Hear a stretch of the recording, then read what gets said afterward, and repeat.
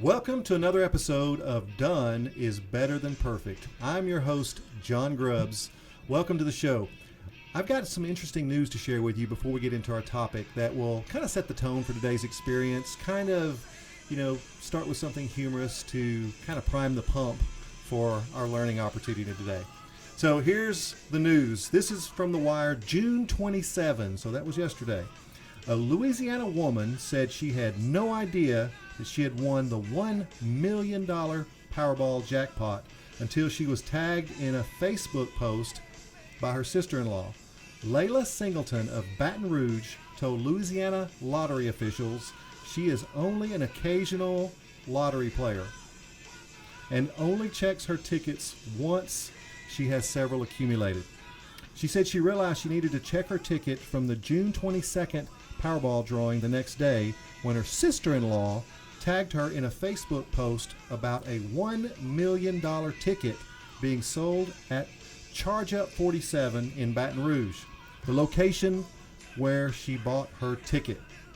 Once I checked my ticket, I just flipped out, she said. I made my boss and co-workers double check.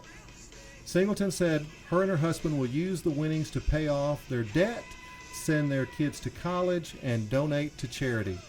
It's been a stressful year, she says. It's just been one thing after another lately. But joy comes in the morning. Who says Facebook is the devil? Check your tickets, people. All right, so today's topic is mediocrity in the workplace. Those B players that are stuck somewhere between A players and C players. And I wanted to start off by sharing a quote from Steve Jobs. He famously said, A players are twice as valuable as B players. And he went on to say that that ratio was about 25-1 when it comes to software developers. Think about the incredible opportunity this presents for most organizations. You know, with people being in such high demand these days, it's tempting to settle for B players. It's tempting to play with the team you have regardless of their performance reality. You know, there are two types of B players. There are those that have the capability to improve and become A players.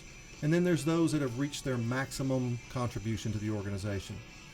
And those capable of improving are the ones that need the most attention from us, from leadership, from management, and they're both still costly to most organizations. Every B player occupies a seat that could be occupied by an A player. So think about what that means for your organization. You know, the B players are incapable of providing what I like to call discretionary effort. You know, calculating productivity is much, much easier than determining extra effort. So if you think about people who work for what we call required effort, the job, here's what we pay you to do the job, and they give you the required effort to accomplish the job. Well, very few people can reach above that in the area that we call discretionary effort. You know, they give you more, they give you extra, they give you their engagement, they give you their mind to go along with their hands. I worked at a steel mill years ago, and there was a guy that was retiring after, 20 or 30 years on the job. And it was so funny what he said when he was retiring. He said, you know, you paid me all these years for my hands when you could have had my mind for free. You know, the difference between average and excellence has a far greater multiple on total performance. If you think about water, for example, and the value of just a little extra, the impact on water between 210 degrees and 211 degrees is nothing. But think about the difference on water when the temperature is between 211 degrees and 212 degrees. That's when the magic happens. How do you know if you've reached that magic level in your organization? And attaining the level of maximum impact on the organization will only occur unless you have more A players. It will not occur without stepping people up into top performers. And the more pronounced this becomes, the more it impacts organizations as they grow larger. You think about a large organization filled with B players who are not engaged at work. The Harvard Business Review said right now, today, 70% of workers in this country are disengaged at work. That means 30% of your employees are giving you what we call discretionary effort. They're engaged. They care about the work.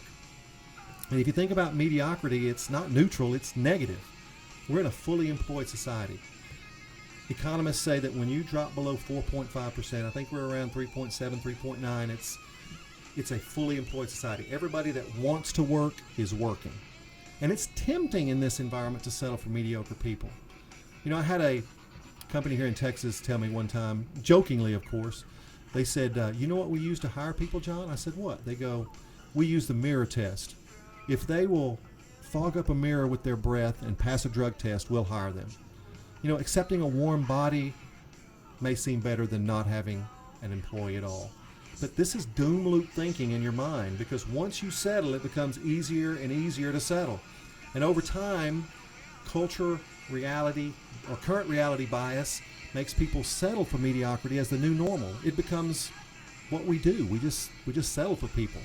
And we don't realize that there's opportunity that is unrealized in our organization. And we actually become blind to the potential. We don't know what we don't know. And think about it from a restaurant standpoint. At what point is mediocre cleanliness acceptable in a restaurant?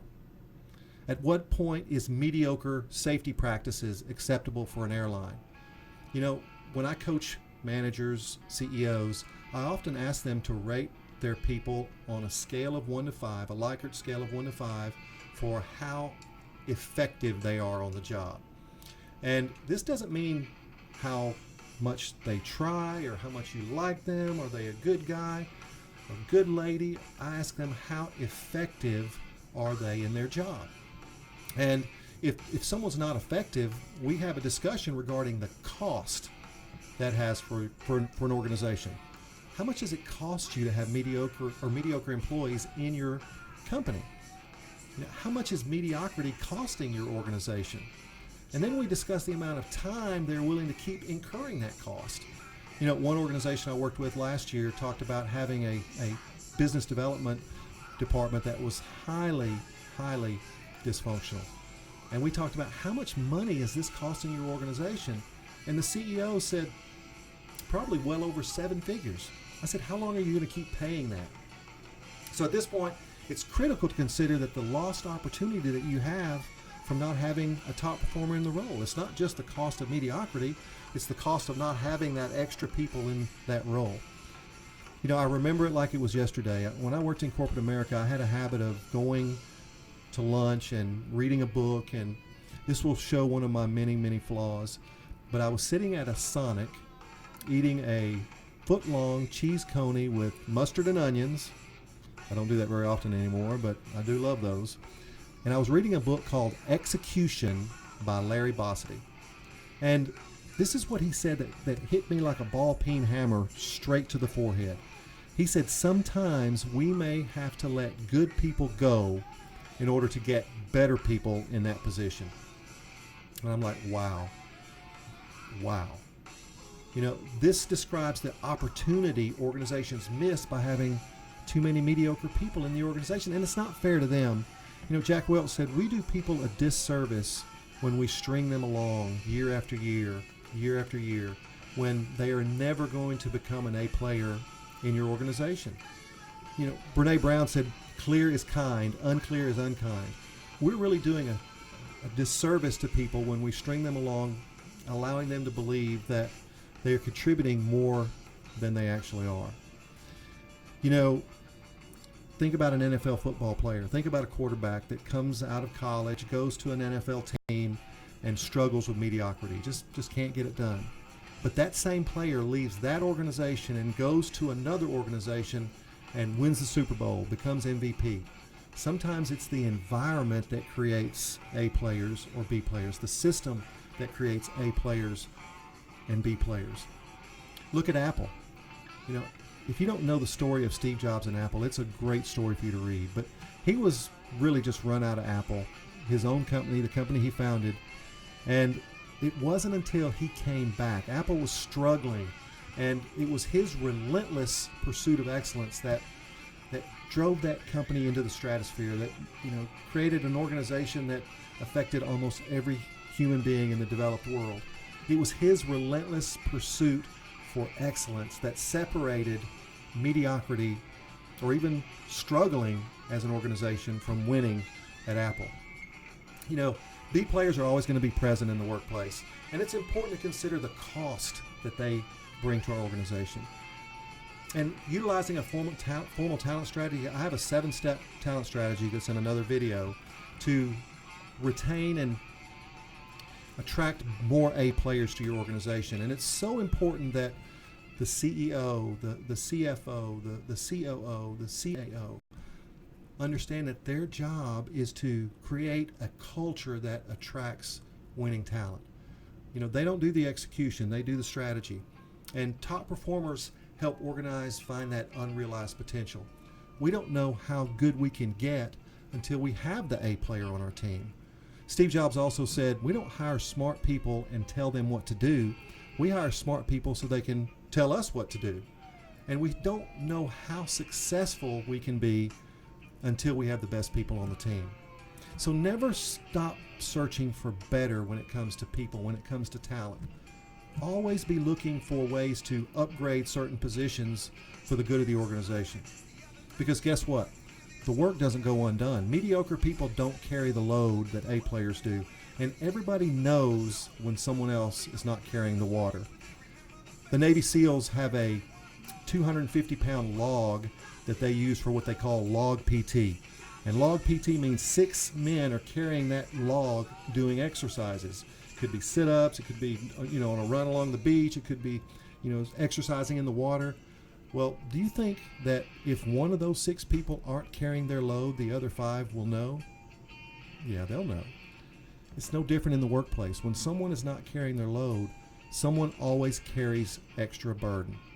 And the A players will do it for a while, but they're not likely to do it forever. You're more than likely going to lose your best players by not dealing with mediocrity in your organization. Now, of course, there's one caveat. There's one exception. If you have proven systems in your organization, you can build around mediocrity. What's a great example of that? Think McDonald's. McDonald's has systems that are repeatable, and they're so disciplined in following those systems that you don't have to have the best people.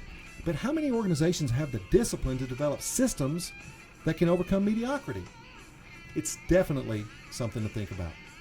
So if you enjoyed this show, if you enjoyed this discussion, I would love for you to share your comments below. Let me know what you think. Let me know if you agree, or let me know if you disagree.